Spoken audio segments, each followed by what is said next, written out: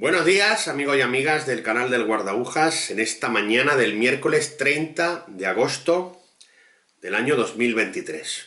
Como os dije hace escasos días, cuando compartí con vosotros mis impresiones sobre El extranjero de Albert Camus, este verano ha sido pues muy intenso en cuanto a la lectura se refiere. He podido leer bastante, es una de las ventajas de no haber tenido ningún viaje. Siempre suelo realizar algún viaje al extranjero en verano, pero este verano ha sido más tranquilo y eso me ha permitido pues leer bastante más. Leer, ya sabéis que es una actividad que mantengo a lo largo del año, pero en verano, lógicamente, al tener más tiempo libre, pues puedo ocuparme más de este tema.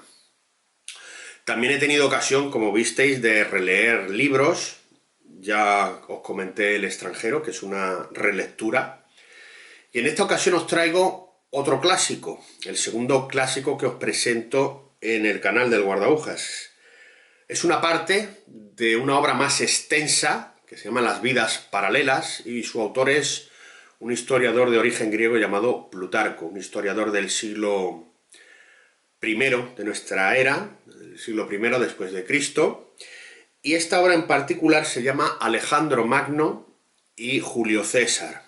Las vidas paralelas es un conjunto de biografías, es en realidad un conjunto de, vamos a decir, de dípticos, es decir, Plutarco va comparando en parejas diferentes personalidades relevantes de la antigüedad clásica.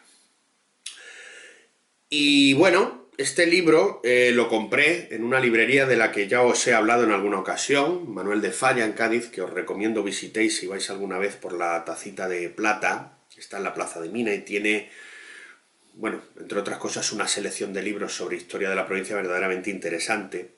Y estaba buscando pues alguna obra de tipo clásico y me encontré con esta por casualidad. No os voy a hablar en detalle de la vida de Plutarco, os dejaré algún enlace en la descripción porque evidentemente es un autor del que podríamos hablar horas. Aparte de escribir biografías de personajes relevantes, pues también tuvo tiempo de escribir obras de tipo moral, didáctico, teológico, sobre la amistad, tratados sobre la amistad, incluso de tipo científico. No nos ha llegado todo, pero sí una buena parte de su obra. Y nos podemos hacer una idea de cuál era el pensamiento de este intelectual, que verdaderamente era un gigante. Y bueno, esta edición que os traigo hoy de Las vidas paralelas de Alejandro Magno y Julio César, pues está publicada por el libro de bolsillo de Alianza Editorial, tiene aproximadamente unas 250 páginas, y la traducción y la introducción están realizadas por Antonio Guzmán Guerra. La introducción es muy breve, es interesante, pero es muy breve, y más que nada se dedica a recordar todas las obras que escribió Plutarco en su tiempo. Y luego ya entramos de lleno en el relato de las historias de Alejandro Magno y Julio César. Os tengo que confesar que el libro lo he comprado más por Julio César que por Alejandro Magno, ya que Alejandro Magno, evidentemente, es un personaje importantísimo dentro de la historia del mundo clásico, pero no lo controlo tanto como Julio César. Recordaréis que a lo largo de estos últimos 2 años os he hablado de Julio César bastante. El libro de los Balbos de Cádiz está dedicado a las relaciones de este clan familiar con Julio César, y también recordaréis que hace esos 2 años comenté aquí mismo los comentarios a la Guerra Civil de Julio César, una obra verdaderamente apasionante, sobre todo su libro segundo, cuando hablaba de Hispania. En líneas generales el libro me ha gustado, he podido aprender cosas sobre Alejandro Magno, ese gigante de la historia de Macedonia, de Grecia, que consigue conformar un imperio verdaderamente vastísimo y grande, importantísimo. El hijo de Filipo, habla también de su madre y de las grandes batallas a las que se enfrentó Alejandro Magno contra el imperio persa de Darío. La batalla de Gaugamela, por ejemplo, y luego pues cómo Alejandro Magno progresivamente se va haciendo con los territorios de lo que hoy es Anatolia, Turquía, Oriente Medio, Siria, Arabia Saudí, Jordania, Egipto también lo conquista, y su expansión territorial avanza hacia el este, y llega hasta lo que hoy es la India, el río Ganges. De hecho, aparecen algunas descripciones de este río en el relato.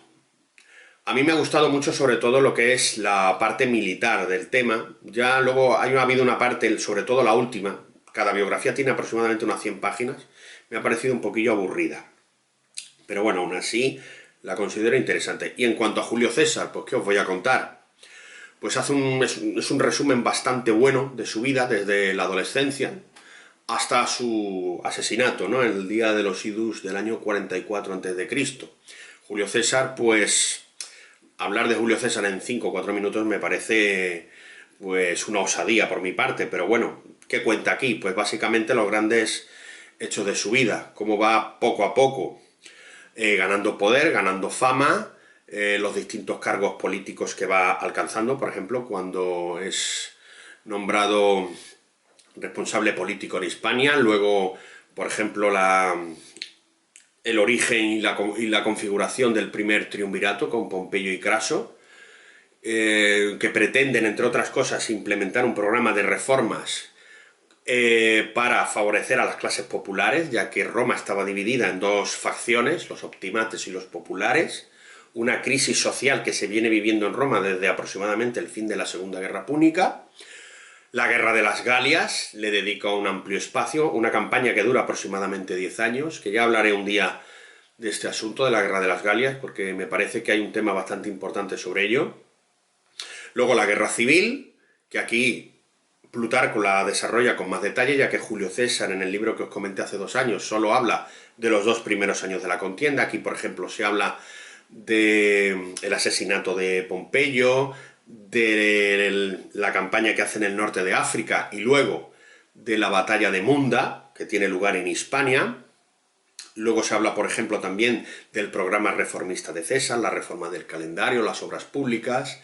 Y ya finalmente pues se habla de la conjura, de la conspiración que tiene lugar en Roma y su asesinato, como he dicho antes. En cuanto a César, hay 2 detallitos que sí me gustaría comentaros antes de acabar. Me ha gustado muchísimo el tema de los vaticinios, cómo Plutarco describe los vaticinios que apuntaban al asesinato de César y que se le hacen llegar a César. De hecho, en algún momento se hace ver que César incluso tenía miedo. Se habla, por ejemplo, de Calpurnia, de la última esposa que tuvo, y de las pesadillas que tuvo y de cómo le pedía a César que no fuera ese día al Senado, el 15 de marzo del año 44 a.C.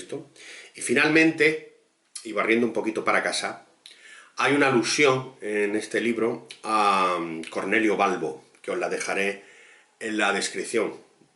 Ya os he dicho antes la estrecha amistad, los estrechos vínculos que unían a Julio César con esta familia gaditana. Y bueno, esto es lo que os puedo contar. La verdad es que es un libro interesante, se lee fácilmente, que es muy importante. Hay obras clásicas que son verdaderamente difíciles y duras y se puede leer pues cómodamente. Esta edición está muy bien realizada, muy bien hecha y la verdad que os la recomiendo. No va a ser la última vez que hablemos sobre todo de Julio César. De Alejandro Magno no lo sé, pero de Julio César seguro que va a salir más veces. Y bueno, pues como siempre os digo, os invito a leerla, que la comentéis y me digáis qué os parece. Ya hemos superado el 1.000.000 de suscriptores en el Guardabujas.